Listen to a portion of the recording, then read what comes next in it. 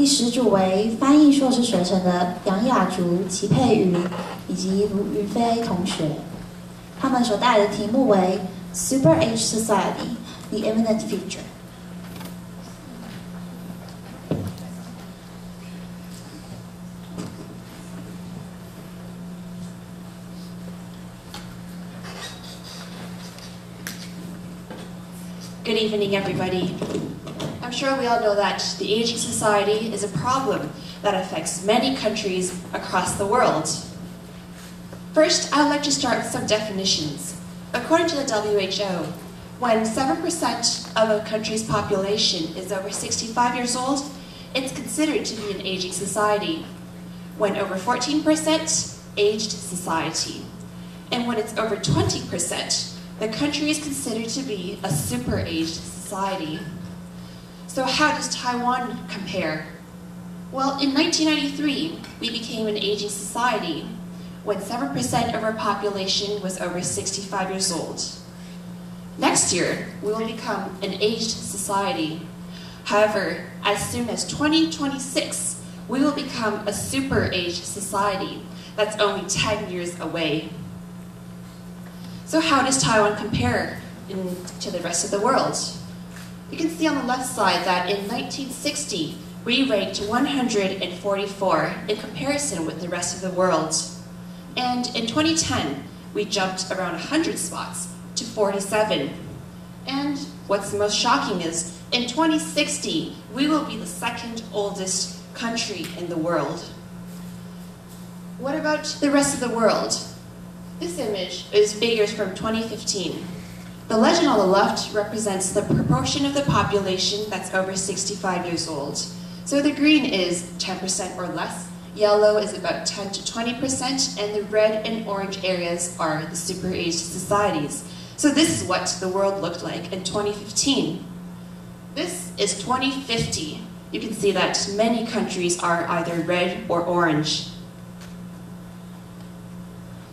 So, in the face of this imminent problem, Taiwan can really learn from other countries' experience. And one of the countries that we can learn from is our friendly neighbor, Japan.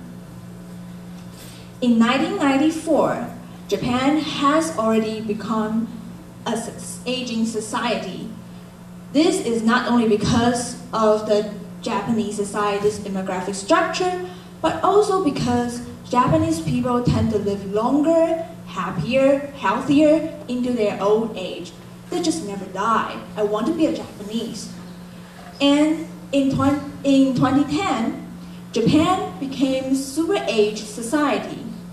To cope with this problem, the Japanese government developed a series of policies and passed a series of laws in order to better accommodate the senior citizens in Japanese society. The government developed a comprehensive healthcare system and encourages senior citizens to take up jobs after their retirement or do volunteering work in Japan and abroad. For those who cannot work anymore, Japanese government also provide caretaking services. And the government also modified their infrastructure to better accommodate the senior citizens' needs. One of the most famous examples I'm going to share with you is how the Japanese government revised their Senior Residence Act. In 2010, the Japanese government realized in Japan there were only 909 facilities that accommodated roughly 60,000 senior citizens. And we all know that it is impossible that Japan only had 60,000 senior citizens. What's more, most of these facilities were retirement homes. Therefore, in 2011, the Japanese government revised the Senior Residence Act at the time. The revised act allowed the Japanese government to provide subsidies for corporations in Japan. And then the corporation can build more housing facilities for senior citizens and provide that for senior citizens in lower prices. The influence of this revised act is quite significant. because in 2013, there were more than 130,000 housing units for senior citizens in Japan.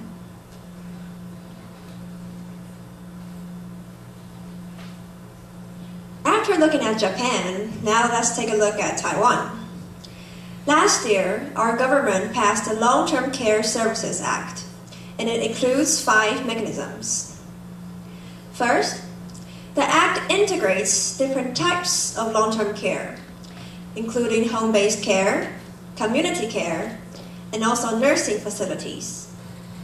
Second, the Act provides legal foundation for the employment of foreign workers, whether it's by individual employers or by long-term care institutions and then dispatched into individual homes. In addition, the employers can also require additional training for their foreign workers to ensure that they can provide quality care. And the third mechanism is that the Act recognizes the professional qualifications needed to become a long-term care provider. And in doing this, it gives those long-term care providers the respect and dignity they deserve as professionals.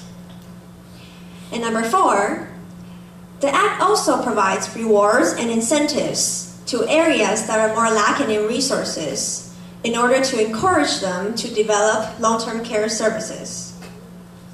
And last but not least, for the first time ever, family caregivers are incorporated into the system.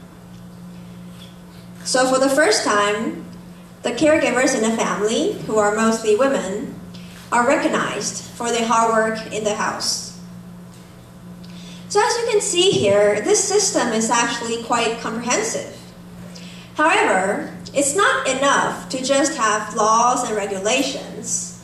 We also need the involvement of everyone in the society. And we hope that through our presentation today, we have sparked your interest and that you'll be willing to get more involved in the future in this issue. Thank you.